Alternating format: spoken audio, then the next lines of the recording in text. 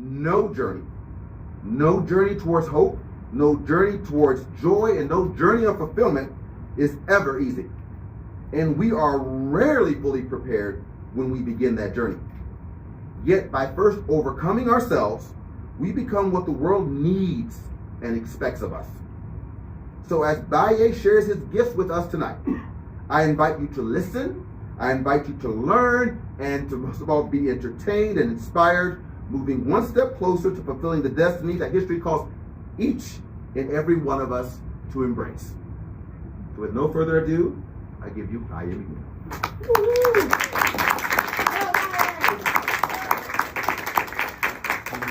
How do you follow that? You'll find a way, bro.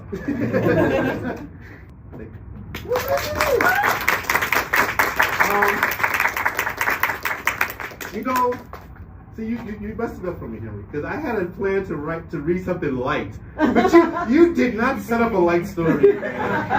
Home to me, I was going to read about my cats. I can't read about my cats after that, Steve, so I'm gonna dig. There are cats in history too, bro. No. You can't drop abolitionists and expect me to write about cats. So no. Sorry, Mickey. I'm gonna do the Ted. Okay. She, my loving wife. She made Japanese copies. She made Japanese translations of the stories that I was planning to read tonight for Japanese readers. Isn't she? So, the story I'm about to read is called, all right, here we go. It's called Unpacking Koto. Are we ready? All right. So, wherever we journey, we try to bring along two types of belongings. In Japanese, they're referred to as mono and koto. Mono is used for physical, tangible things like clothes, deodorant, toothpaste, and other essentials. In contrast, koto is used for intangibles like ideas, experiences, and feelings. One type we pack on purpose, while the other we often lug around unintentionally. Once you've arrived at your destination, now it's time to unpack. Unpacking mono is a fairly straightforward process. You open your suitcase, remove the items inside, and sort them out. Shirts here, skirts there, undergarments over there, toiletries in there. Move on to the next piece of luggage and repeat as necessary. Unpacking koto, however, is a more complicated, more involved process. Plus, there's a hitch. There's a good chance that the person you are when you enter into this unpacking process may be very different from the person who emerges from it. In other words, the process has left people in an altered state. I have a friend who believes that human beings, for the most part, don't change much, especially not adults. And I suppose he's right to a certain extent. For instance, if a person, voluntarily or otherwise, never has the chance to examine and question their core beliefs about the world, and more importantly, about themselves, chances are their mindset likely won't undergo any major transformations. But let's say you choose to, or find yourself for reasons beyond your control, obliged to tread upon a vastly different path, one your experience could not prepare you for, like long-term residence in a profoundly foreign environment where you're forced to confront deeply embedded and elusive thoughts and feelings. Undertaking something of that magnitude, I believe, makes change not only possible but imperative. Once we've ventured out of our spheres of comfort and familiarity, that's when the need to unpack Koto becomes more insistent. Otherwise, we won't pay it much attention. For example, on occasion, you might have heard yourself say, "Glad I packed my hat, muffler, and mittens. It's cold as hell out there." But I bet you never heard yourself say, "Glad I packed my moral superiority, homophobia, and misogyny."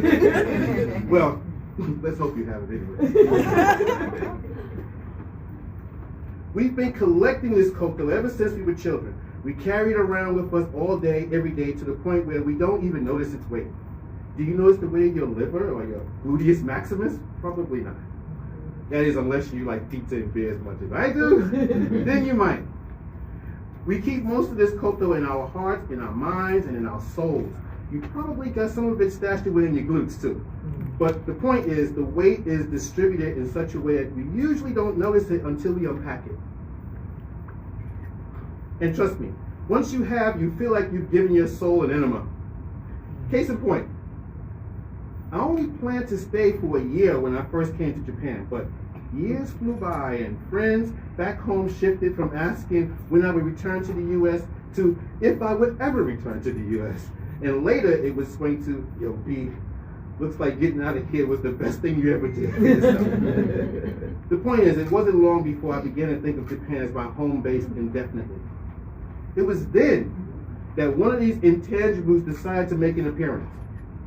At the time, I was an instructor at a big franchise English school in Tokyo. In that school, there was this room we called the voice room, where students came to speak freely with instructors on just about any topic. Oh, get the hell out of here. Sorry about that.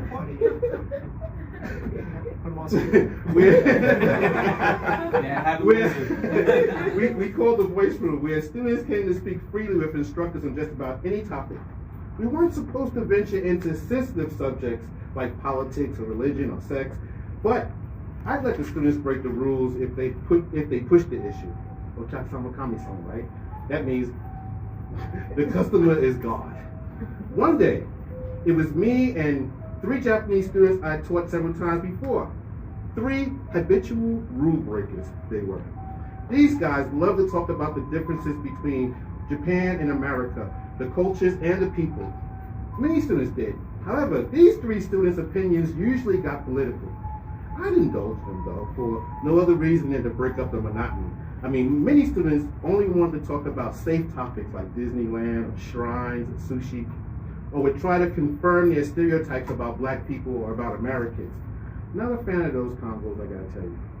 I wasn't a huge fan of where these 3 guys like to go either, mainly because their opinions seldom reflected the America I grew up in.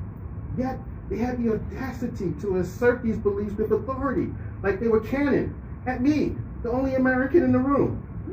What Hollywood or Jollywood, Japanese media, told them about me held as much weight with them as what I had to say. And this day was no different at first. These 3 had quite a bit to say about the U.S., and some of it, as usual, was unmistakably critical, disparaging even. Up until that point, whenever students got openly critical about my country, I'd hear them out, nod and smile, even join in occasionally. Lord knows I have my grievances. But that was before I decided that Japan would likely be home until further notice. This decision was critical because until then I had no real skin in the game. Japan was still an amusement park and I was still very much amused. But as I settled into life as a so-called expat, it gradually became clear that I was no longer a patron at that amusement park. It dawned on me that I was, in fact, one of the amusements, or at least mistaken for one. And not just me, but the country that birthed me as well. And as you might imagine, I was no longer easily amused. I knew that the next critical remark that came out of these students' mouths about my country, 'tis of thee, sweet land of liberty, would be met with, well, put it this way, my nodding and smiling days were done. Ochaksama Kami-sama, my ass. This smiling, this feeling, this intangible, this koto, it wasn't nationalism or patriotism though. If I had suddenly become a nationalist or a patriot, that realization would have caused a short circuit of my nervous system or a brain hemorrhage for sure. That's not to say I hate America. I don't. Far from it. I only left for an attitude realignment. I wanted to gain a fresh perspective in a fresh environment and see what the rest of the world had to offer, not out of hate. Indeed, up until that point in my life, the strongest feeling I had for America that I was conscious of was disappointment. This koto that got unpacked just then was not disappointment though. Not exactly. It was closer to how you might feel about your child when you learn that, without a doubt, your child's the biggest bully at his school, he beats the crap out of the boys in his class on the regular, grabs the girls by their private parts, throws textbooks at the teachers, and steals anything that isn't nailed down. He's a bad seed, rotten. You cuss him out and punish him regularly, but to no avail. You're the problem parent, of a problem child. But that's your problem child, your flesh and blood, right? And you still hold on to the belief, to the unfounded faith that someday, some way, your child will grow up to be a fine human being that buried underneath all that anger and contempt and violence and bloodshed, racism and hypocrisy is genuine greatness just waiting to be excavated. So, naturally, if anyone outside the family criticizes or mistreats your child, you're ready to take issue with it, right? And God forbid if an adult raises their hand to your child, you're ready to go to the mattresses, all right? So, yeah, I think it's safe to say that the first intangible I unpacked was the shocking discovery that I harbored a proprietary and paternal partiality for America. One that would not sit still for even mild reproach from non-Americans, let alone these three Japanese students who've never traveled closer to America than Guam. This discovery shocked the shit out of me. It got me wondering what other intangible contraband had stowed away in my heart over the years, you know? Anyway, now that you've unpacked this koto and laid it out before you in all its gory glory, what will you do with it? If you were a tourist, you could ignore it.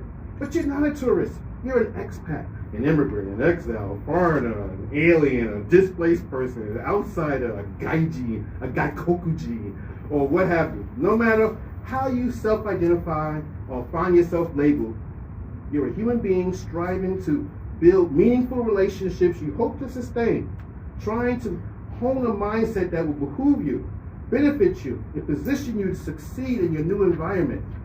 You're a part of a new community now, immersing yourself in a foreign language and culture, paying your dues, paying your taxes, and paying careful attention. And it's all demanding seriously complicated stuff. Fun and games are over. The amusement park is closed. You're playing for keeps now. In my case, I just knew. I couldn't traipse through my new life in Japan with this volatile koto on the loose and this American chip on my shoulder. I had already been living here for several years prior to deciding to stay. And in that time, I had already gotten a sense of what life is like here in Japan. And those three students, they were just the tip of the iceberg. I knew that here, more so than in America, I would be judged first and foremost by my nationality and by my skin color, and that any presumptions and stereotypes floating around about either would be applied to me without a second thought. So I knew that the key to my success, to thriving and surviving in Japan, was the management of this koto. I had to make peace with the American in me to make way for the person I was becoming by virtue of wrenching myself free from America's overwhelming influence over my thoughts, feelings, and behavior. In the truest sense of the term, I had to cease to be a mere American and become a global citizen, which has much more to do with what's going on in your heart than what it says on your passport. That's the importance of unpacking koto. Whether you're going off to college or starting a new job or moving to a new neighborhood, or like myself, making a go of it in another country, most of us at some point are going to find ourselves on unfamiliar turf. And it's in strange settings that koto is prone to make an appearance. Koto isn't always bad news, though. So if it reveals itself to have been your secret ally for years, you should naturally store it away with the other helpful koto you keep in a soft drawer in your soul. But if it turns out that it has been quietly undermining your efforts to achieve your highest potential, it turns out we all have the capacity to liberate ourselves of it. There's no one-size-fits-all way to do this, however. Some people do it creatively. They paint, draw, write, do photography, make music, and DJ. There are all kinds of creative outlets. Creativity is a salve for some souls. Others turn to spirituality. They meditate, pray, do yoga, recite mantras, and sacrifice chickens and goats. Faith in a higher power often imbues the faithful with the resilience to put koto in its proper place. And yet, others grab hold of an idea or find a cause or a community that inspires and empowers them. Unpacking Koto is a personal journey that no guru can teach you how to navigate. I can tell you my journey, which has taken me from English teacher to blogger to author to columnist to activist to a prominent voice of African descent here in Asia, began years ago with this idea. What kind of impact would it have on the negative perception of blackness in Japan if I used my energy and gifts to bring black excellence to Japanese attention? And once I set myself on that path, I could feel the lessening of the load I've been lugging around most of my life. Even my glutes felt lighter and tighter. At the same time, my mind became more open to the abundance of opportunities that the American in me, distracted by the things that Americans find too difficult to ignore, would have been too preoccupied to notice. Over the years, I've tackled some other problematic culture that reside within me, like racial sensitivity and an intellectual inferiority complex, a pompous belief in New York exceptionalism, and black American cultural superiority. I've even glimpsed some misogyny and homophobia peeking out of a belief in my heart. Unpacking Koto is a lifelong process. Locating and recognizing these hitches is an exercise in self-discovery. Once you've identified it, then it's time to get busy. While the process isn't easy, it is simple and almost as straightforward as it is with the tangibles. First, you've got to unpack it, and then you've got to evaluate every item and decide whether it's in your best interest to retain or discard it, and repeat as necessary.